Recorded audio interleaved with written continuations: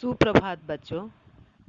हिंदी व्याकरण की कक्षा में आप सबों का हार्दिक अभिनंदन। हम लोगों ने पिछली कक्षा में वाच्य एवं उनके तीनों भेद कर्तृवाच्य, कर्मवाच्य एवं भाववाच्य की जानकारी प्राप्त की।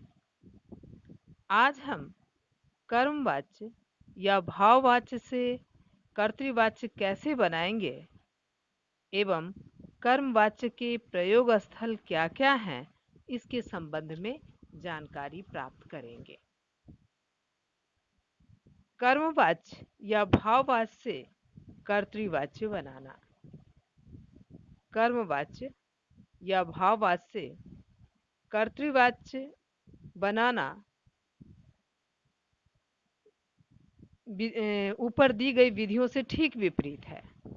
जैसा कि हमने पढ़ा, इसमें सामान्य भूतकाल क्रिया को मुख्य क्रिया में बनाया जाता है। जो सामान्य भूतकाल, उसने खाया, उसने पिया, इस क्रिया को मुख्य क्रिया में बदला जाता है।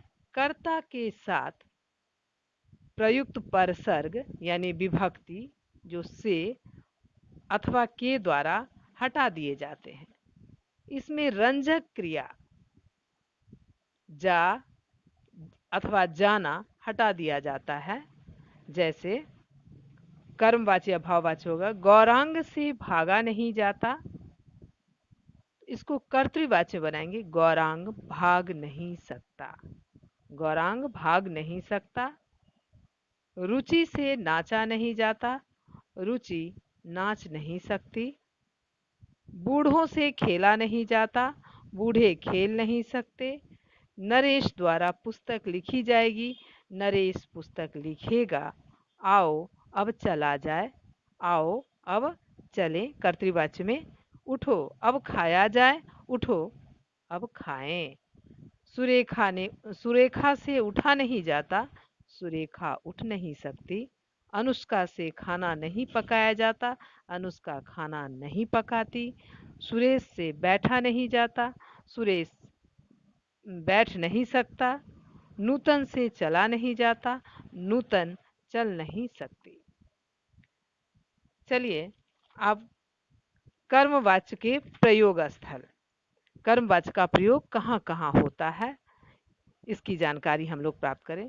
बच्चों देखिए, पहला गर्व यानी घमंड, दर्प या अधिकार जताने के लिए कर्मवाच्य का प्रयोग किया जाता है। गर्व, दर्प या अधिकार जताने के लिए, यह खाना हमसे नहीं खाया जाता, ये कर्मवाच्य है। अपराधी को न्यायालय में पेश किया जाए, ये कर्मवाच्य होगा। आप लोग को ये प्रश्न में कर्मवाच्य पहचानने के लिए भी दिया जा सकता है, तो इसका कहाँ कहाँ प्रयोग होता है इसकी जानकारी आप लोग देख लीजिए। दूसरा, जब आपको स्वयं ज्ञात न हो कि कर्ता कौन है, करने वाला, कर्ता करने वाला कौन है, या आपको पता तो हो लेकिन भय या संकोचवश अथवा बताना नहीं चाहते हैं। जैसे आपको पता नहीं हो कि कर्ता कौन है, या आप भय से अथवा संकोचवश कर्ता का नाम नहीं बताना चाहते हैं, तो वैसी स्थिति में कर्मवाच्य का प्रयोग होता है। जैसे बक्से में चेक डाल दिया गया है, किसने डाला इसका नहीं है ये पता कर्ता का, तो इसका मतलब हो गया ये कर्मवाच्य हुआ।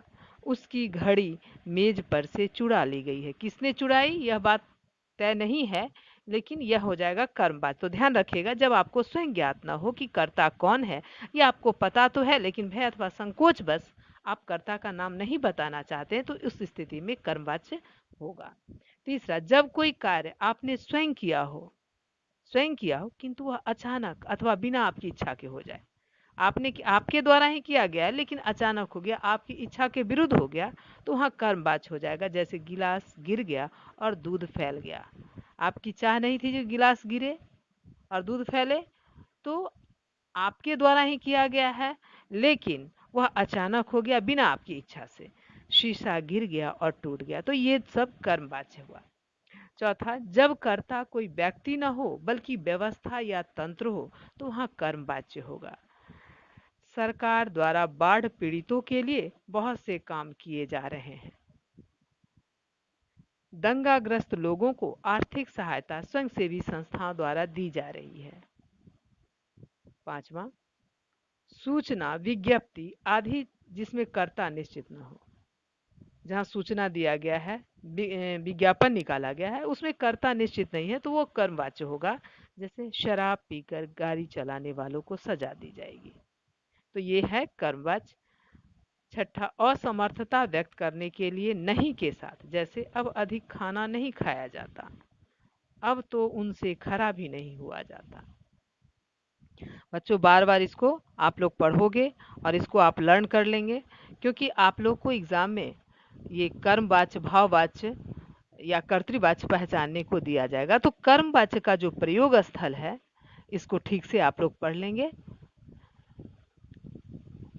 और उसको ये वीडियो को बार बार पढ़ने के बाद ये स्क्रीन पर गृह कार्य दिए गए हैं, तो निर्देशानुसार आप गृह कार्य करेंगी।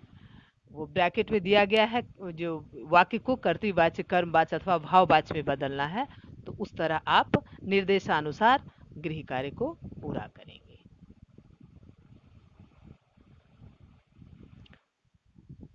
तब तक के लिए धन्यवाद।